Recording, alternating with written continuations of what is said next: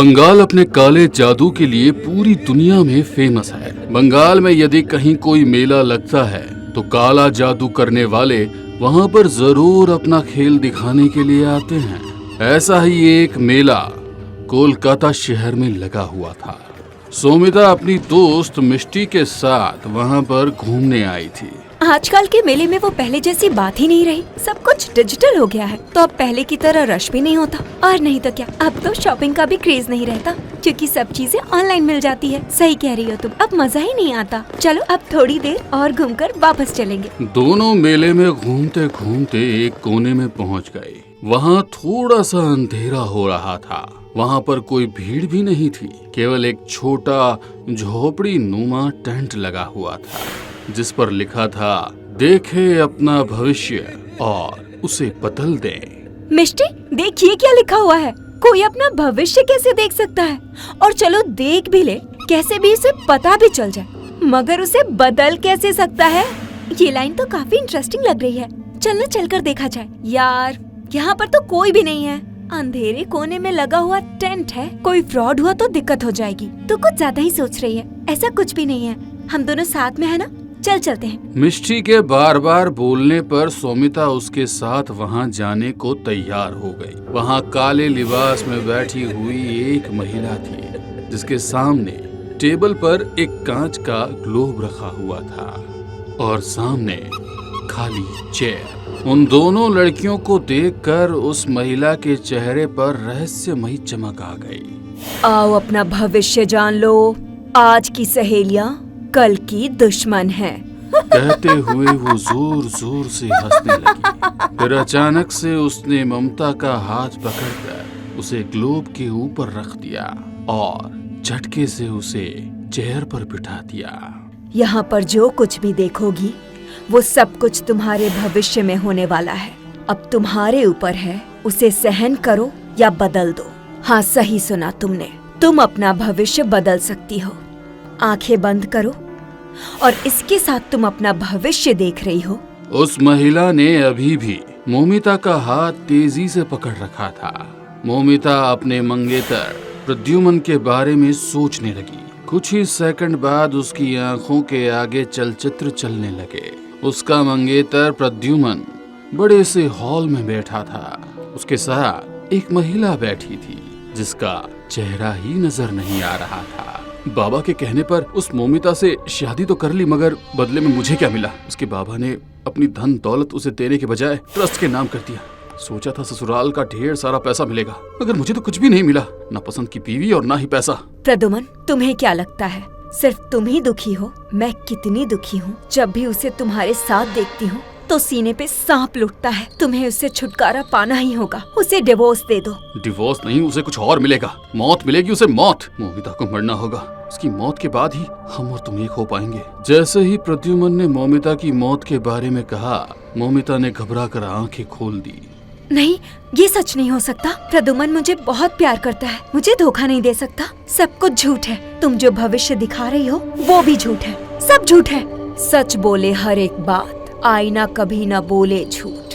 जो ना हो तुझे यकीन, एक बार अपने प्यार को आजमा ले। कोई अपना ही तुम्हें धोखा दे रहा है, संभल जाओ। सॉरी मोमिता, मुझे माफ कर दे।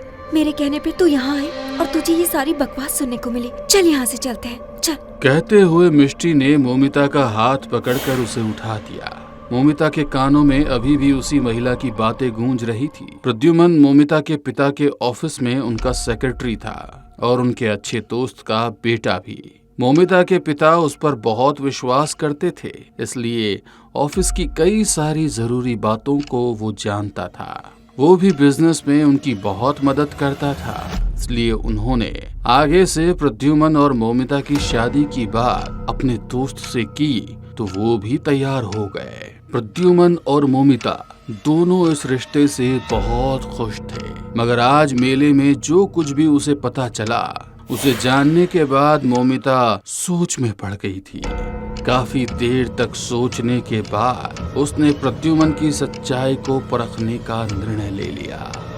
जो कुछ भी हो जाए, मैं प्रद्युमन की सच्चाई जानकर रहूंगी। अगर प्रद्युमन सच में मुझसे प्यार करता है तो पापा के कहने पर अपनी पूरी जायदाद उसके नाम कर दूंगी। मगर अगर वो धोखेबाज होगा तो वो दिन उसकी जिंदगी का आखिरी दिन होगा। कहते हुए मोमिता की आंखें गुस्से में लाल हो चुकी थी। उसे समझ नहीं आ रहा था कि वो प्रद्युमन की सच्चाई कैसे पता करे। उसने कुछ दिनों तक लगातार उस पर निगरानी रखने के बारे में सोचा। अब वो गाहे बगाहे कभी पापा से मिलने तो कभी ऑफिस के काम के बहाने प्रद्युमन के आसपास रहने की कोशिश करती।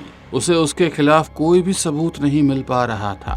एक दिन अचानक प्रद्युमन के फोन पर किसी का फोन आया और प्रद्युमन थोड़ा सा परेशान हो गया और ऑफिस की जरूरी मीटिंग छोड़कर वहां से निकल गया।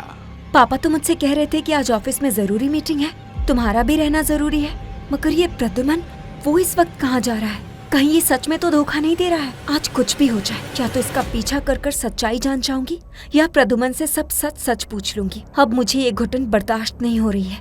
खुद से ही बातें करते हुए मोमिता उसका पीछा करने लगी। प्रद्युमन सबकी नजरों से छुपकर एक होटल के भीतर दाखिल हुआ और एक कोने की टेबल पर जाकर बैठ गया। उस टेबल पर पहले से ही मिष्टी बैठी हुई थी। उसे वहां देख वो हैरान रह गई। उसके कानों में उस महिला की बात गूंज रही थी, जो आज सहेली है कल दुश्मन होगी। तो क्या उस महिला की बात सच थी? उस दिन जो भी मैंने देखा था वो सब कुछ सच था। प्रद्युमन का मेरी ही सहेली के साथ अफेयर चल रहा है। मोमिता ने चुन्नी से अपना चेहरा ढक लिया और उसके पास वाली टेबल पर जाकर बैठ गई। प्रद्युमन, अब जल्दी तुम्हारी और मोमिता की शादी हो जाएगी, मगर जल्दी उसे तुम्हें अपने रास्ते से हटाना होगा, क्योंकि मैं तुम्हारे बच्चे की माँ बनने वाली हूँ। अगर ये सब मोमिता को पता चल गया तो वो इस रिश्ते के लिए मना कर देगी, फिर हमें उसकी दौलत कैसे मिलेगी? मिष्टी की बातें सुन मोमिता की आंखों में आंसू आ गए। मिष्टी और प्रद्युमन, तुम दोनों ही मेरे करीबी थे। तुम दोनों ने मिलके मुझे धोखा दिया, मगर अब मैं अपना भविष्य खुद बदल लूंगी। तुम दोनों का मेरे भविष्य में कोई भी काम नहीं है। खुद से ही बातें करते हुए मोमिता वापस उस मेले में पहुंच चुकी थी, जहां कोने में उसे वो महिला मिली थी।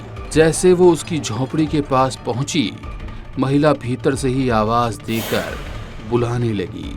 मोमिता, क्या सोच रही हो? तुम भीतर आ जाओ, या तो उस भविष्य को जियो या बदला लो। क्या चाहती हो तुम? धोखा या गुनहगार को सजा? गुनहगार को सजा। मुझे पता था तुम यही चाहोगी। मैंने पूरी तैयारी कर रखी है। तैयारी? कैसी तैयारी?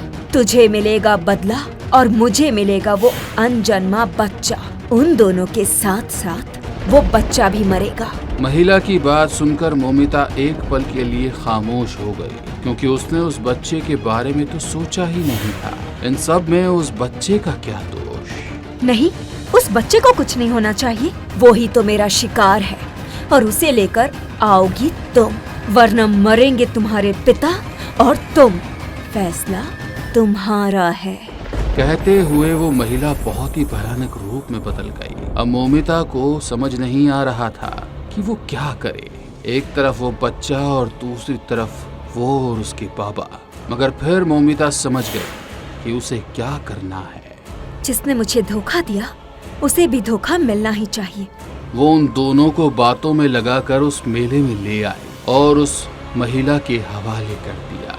मोमिता के देखते ही देखते वो झोपड़ी वहां से गायब हो गई। साथ ही वो महिला, मिष्टी और प्रद्युमन भी। मिष्टी और प्रद्युमन का गायब होना सब लोगों के लिए पहेली था।